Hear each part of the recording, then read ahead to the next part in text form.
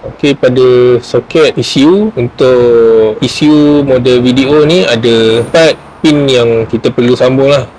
12 volt, ground dan juga K-line.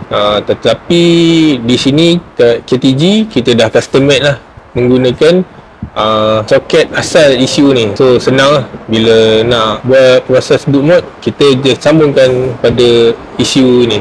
Kita sambungkan soket pada ECU. Okey, untuk ECU Wira video, kita hanya perlu menggunakan satu jarum saja. Okey, selepas kita membuat sambungan pada pin dan juga ECU, kita gunakan software dan kita cuba untuk read ECU tersebut. Kalau sambungan yang betul, kita akan dapat read lah ECU tu, dan dia akan, kita boleh save ke dalam bentuk file.